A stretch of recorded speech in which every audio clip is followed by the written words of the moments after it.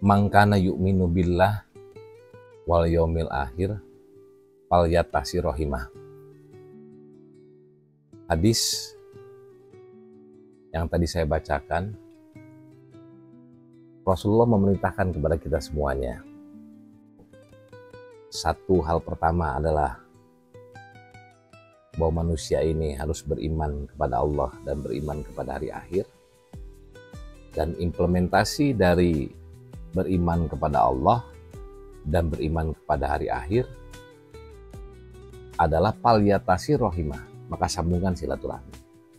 Jadi sebetulnya Rasulullah memerintahkan kepada kita, sunnah hukumnya, kita menyambungkan tali silaturahmi. Kadang ada yang mengatakan, Kang Ijal, ada yang mengatakan silaturahim, ada yang mengatakan silaturahmi. Dua-duanya memiliki tujuan yang bersama. Walaupun ada sebagian pendapat, ada perbedaan ketika menyebutkan silaturahim dan silaturahmi. Biasanya silaturahim seolah-olah untuk keluarga. Ketika kita menyambungkan tali silaturahim dengan keluarga, ada yang silaturahmi itu ketika menyambungkan tali silaturahminya itu kepada bukan keluarga, contoh kepada teman, tetangga, atau ya cukupnya lebih banyak, dan itu bukan keluarga. Tapi perdebatan ini nggak usah kita berdebatkan secara definisi bahasa. Betul. Intinya bahwa silaturahim ini diperintahkan oleh Rasulullah SAW, maka hukumnya adalah sunat, dilaksanakan akan mendapat pahala, ditinggal pun tidak apa-apa. Tetapi silaturahmi ini salah satu bentuk untuk menyambungkan ukhuwah Islamiyah. Makanya Allah sangat membenci dan Rasul juga sangat membenci ketika orang sesama muslim lebih 3 hari ini masih tidak menyambungkan silaturahmi. Apalagi kalau sampai ada yang bahasa memutuskan silaturahmi. Betul.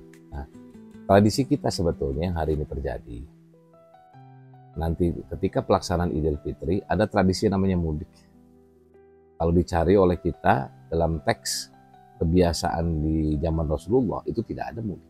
Kalau dari segi bahasa, dari segi katanya mudiknya, tetapi makna mudik ini kan tujuannya kan sebetulnya mudik ini kan bagi orang-orang yang kebetulan mereka sudah tidak tinggal di daerahnya atau tidak dekat dengan orang tuanya, berada di daerah yang lain, bekerja di tempat yang lain, punya kehidupan di tempat yang lain, maka mereka beranggapan minimal setahun sekali itu berkunjung atau bertemu dengan saudara, dan yang paling penting adalah berkunjung bertemu dengan orang tua, kan gitu. Jadi yang kita lihat bukan kata mudiknya, tapi tujuannya adalah silaturahminya. Makanya kebetulan ini kebiasaan dilakukan secara bersama-sama ketika Idul Fitri, dan itu tidak ada di negara yang lain, hanya ada di Indonesia. Tujuannya tidak ada tujuan apapun atau tujuan yang lain kecuali bahwa ini adalah kegiatan untuk menyambungkan kembali silaturahmi baik kepada orang tua ataupun ke saudara-saudara. Ataupun minimal bahwa mudik ini juga mengingat kembali momentum ketika masa kecil. Gitu. Nah, tujuan ini yang harus kita luruskan. Maka ketika kita mau mudik, maka tujuan yang paling nyata adalah bagaimana kita tujuannya bersilaturahmi kepada orang tua. Karena apa? Kita bayangkan ketika orang tua kita, ketika kita mendengar mau pulang saja, bahagianya luar biasa. Betul. Sampai menunggu dari pagi sampai menjelang waktunya datang. Betul. Dan kadang-kadang sakit hati orang tua ketika melihat anaknya belum datang. Betul. Ini anak saya kenapa ya? Kok belum pulang? Apa nggak punya duit?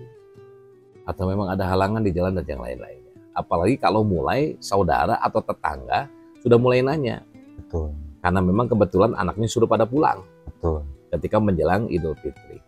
Nah, jadi selain tujuan untuk silaturahmi, tradisi mudik ini juga salah satu untuk membagikan orang tua.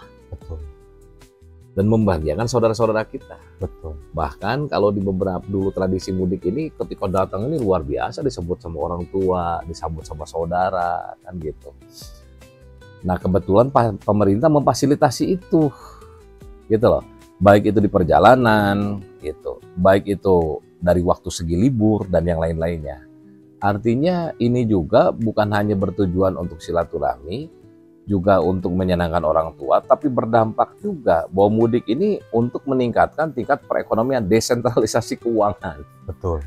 Tidak hanya numpuk di kota-kota besar, tapi dengan adanya mudik ini berarti terjadi desentralisasi, masuk ke kampung-kampung, masuk ke desa-desa. Karena hakul yakin saya, orang yang mudik ini biasanya dia membawa banyak di dompetnya itu para pahlawan nasional. Betul. Gitu. Pahlawan nasionalnya dibawa. Makanya kadang-kadang ketika selesai Idul Fitri, banyak yang berguguran itu pahlawan-pahlawan nasional di dompetnya. Tinggal tersisa Patimura dan Pangeran Diponegoro mungkin ya untuk tersisanya. Nah, artinya bahwa tradisi ini, kebiasaan ini yang dilakukan secara bersama-sama, ini sesuatu ada filosofisnya juga, ada historisnya juga, ada tujuannya. Bahwa tujuannya yang paling nyata bagaimana kita bertemu dengan orang tua, menyenangkan orang tua, bertemu dengan saudara, menyenangkan saudara, dan yang lain-lainnya. Bahkan ketika Idul Fitri sebagai momentum kita merasa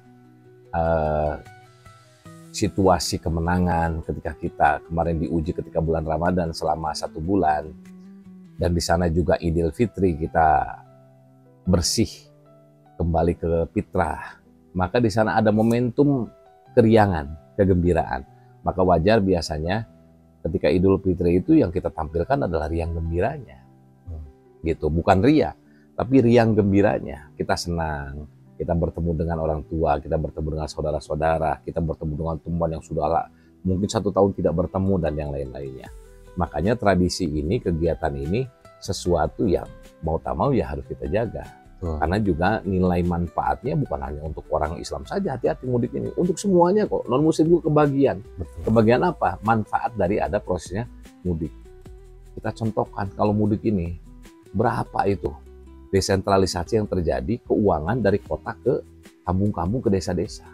Ini manfaat yang paling nyata. Maka tradisi ini kita tidak melihat dari namanya dengan kata mudiknya, tapi bahwa di dalamnya tujuannya ada silaturahmi. Maka bagi teman-teman yang mau mudik, persiapkan jangan sampai membawa mudarat bagi diri pribadi ataupun mudarat bagi orang lain. Kalau yang bawa kendaraan harus hati-hati, kendaraannya harus stabil, fisik kitanya juga harus stabil, jangan dipaksakan ketika tidak stabil, harus istirahat dan yang lain-lainnya. Karena apa? Karena di jalan juga bisa mencelakakan diri pribadi dan juga bisa mencelakakan orang lain. Malah tujuan kita yang baik, malah dengan kita tidak persiapkan, tidak menyiapkan, malah nanti merugikan orang lain. Gitu. Momentum ini kan sesuatu hal yang ditunggu oleh orang tua. Nah, ketika si orang tua kita sudah tidak ada, apa yang harus kita lakukan, Kang? Ya biasa kalau saya lakukan, kebetulan kedua orang tua saya nggak ada, sudah lebih dulu meninggalkan. Berarti ketika saya mudik, berarti yang paling penting saya menemui saudara-saudara, adik dari orang tua, dan juga sekaligus ziarah ke makam orang tua. Dan minimal di sana juga ada kebahagiaan ketika kita masih bisa bertemu dengan saudara-saudara orang tua kita. Betul. Dan saudara-saudara orang tua kita itu merasa berbahagia karena bertemu dengan kita, yang merupakan anak atau keturunan dari adiknya, kakaknya, dan yang lain-lainnya. Makanya tradisi ini nggak ada halangan ketika kita juga orang tua tidak ada. Jangan sampai biasanya mudik itu kalau ada bahasa mudik telah ayah kolot kene. Betul. Ketika awal kolot mata mudik, jangan. Kan tujuannya juga mudik bukan hanya bertemu dengan orang tua, juga bertemu dengan handai tolan, saudara-saudara, dan yang lain-lainnya. Kalau memang kita mampu ya nggak ada masalah, tujuannya juga silaturahmi.